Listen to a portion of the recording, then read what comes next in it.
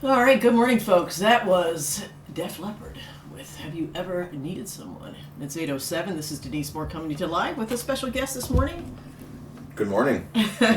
Marcus Guiliano from Aroma Time. And we're here to talk about a couple things, especially things affecting students such as sugar, as we witnessed yesterday when we had Valentine's Day and Valentine's Day parties. Yes, Valentine's Day party, Halloween. Sugar's an issue. It is an issue. It's And I noticed it. overused, abused. It is. Very Kids available. are attracted to it. You know, we ate it. All kids do because they love it. I see it in my granddaughter. It's a natural attraction. But we went outside and ran it off when we were little.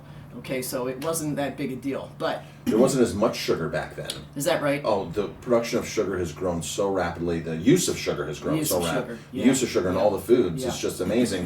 And then the ones that don't really have sugar have chemicals, and they have addictions to them. So, but see, the food industry knows that sugar, fat, and salt, and any of those combinations is highly addictive. Yes. So they want kids hooked on it as early as possible. It's very addictive. I mean, when 20, 30 years ago, there weren't sodas in schools 30 years ago. Right. And then, then all of a sudden... Or those sugary drinks, energy drinks. Right, or the energy drinks. Yeah. The energy drinks have been... See, those are disguised sugar drinks. Because you think that, I need a Gatorade, or I need a Monster, or I need one of these brands that promotes, feel great all day, tons of energy, and it's just false energy.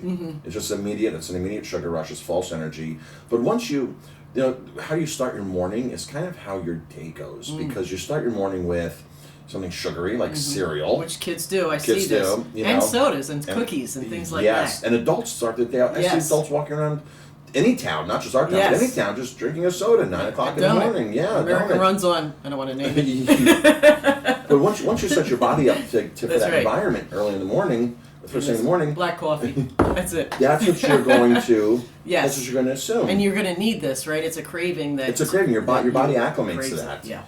So it's one of those things where it's just a ripple effect. It is. And of course, and so some people I know turn to sugar substitutes. Tell me about those, because I stay away from those completely. They have a terrible. They make me nervous somehow. There's they make me a shake, couple different actually. products on the market for sugar substitutes. The first one being the no calorie. Basically all no calorie. The no calorie sweet and low saccharins, things like that. They're just chemicals that kind of taste sort of like sugar, but not really. Yes. In my opinion, I can taste it immediately, and it gives me a headache. It gives a lot of people headaches. Wrong with it. Gives a lot of people headaches. There's lots and lots of great books out there on the dangers of these artificial sweeteners. Artificial sweeteners are what they are. Right. And even Splenda has a lot of controversy. Yeah. They were mislabeling what that really was, and you haven't heard them say, it's sugar with an extra molecule, because it's really a chemically produced product. Is it the same stevia? Is that the same? No, I like stevia, but now here's the thing with that: the biggest brand out there is owned by Coca-Cola. Ah, interesting. And so, where's the production? How's it being made? Is it chemical free? Of course not. It's coming from I know it is coming from China, the Truvia brand. But stevia is such a strong, powerful sweetener that when you open that packet, that's not 100% stevia. They have to buffer it with something. So if you put 100% stevia in that packet, you couldn't consume it. Really? So it's typically buffered with dried corn syrup solids. Okay. And people don't know that. So there's buffering agents. Some of the brands will buffer it with inulin fiber, which is the best. There's a green packet out there called Sweet Wisdom or Greenleaf. There's a couple really good brands, Pure, P-U-Y-R-E, I think, P-Y-R-E. There's a couple really much better brands. Of course, you always get what you pay for. Yeah. If you get a product that's made in China, that's owned by a big beverage company like Coca-Cola, you're not going to pay as much as you are if you walk into a health food store and find something that has no corn syrup solids, it's inulin fiber, that's fair trade, that's grown organically. You can grow stevia here. We grow a couple plants every single year, and you can actually buy them right down the road here. Really? At Country Flowers. Interesting. Country Flowers? Country Flowers. Wow. Drew usually brings some stevia. And you chop it up and you put it in stuff? You put in, you dehydrate it, and so if you were to make tea, you'd take a couple of the whole leaves, whether they're fresh or dried, and pop it in your teapot, and that'll add some sweetness to it. Now keep in mind that some of these sweeteners, these no-calorie sweeteners, have no body to them, so it's just upfront sweetness. They're very, very sweet. Sugar has like a body on it as far as your palate-wise, where it rounds out whatever you're doing, baking, sweetened beverages. Some people like to use a combination of those, so just experiment, find a good brand, but don't. The sugary stuff. See if you can get as much of the sugary stuff you can get off of is It's key. the best. I don't crave sugar the way I used to. I have to tell you, I drink black coffee, tea. Same. I don't put sugar. As I get older, I do not crave it because I have trained myself not to. Not to, right.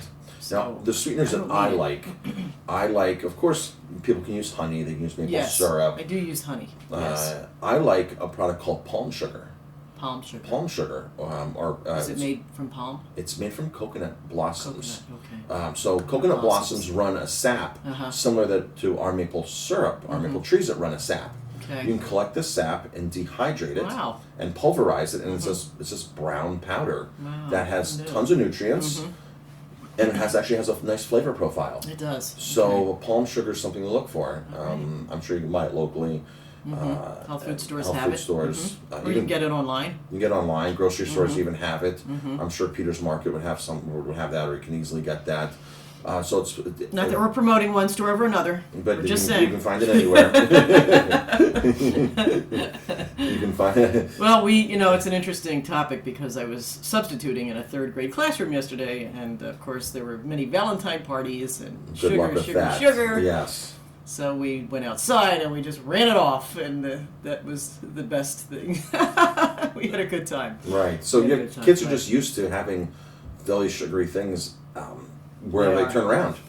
And it's easy to buy them for parents. It's easy for parents to buy. Yeah. It's not like buying a dozen apples and hoping your kids can eat them and they go bad, or bananas. Yes. Well, one parent did bring in a delicious fruit salad. I was very proud of that. Excellent. But that's very good. That was always Jamie and I bringing in something. Always bringing in fruit. This is someone you would know. I'll tell you when we're off the air. Excellent. All right, we're going to listen to the Kinks for a minute because on this day in 1944, Mick Avery, the drummer with the Kinks, was born. So, happy birthday, Nick Avery.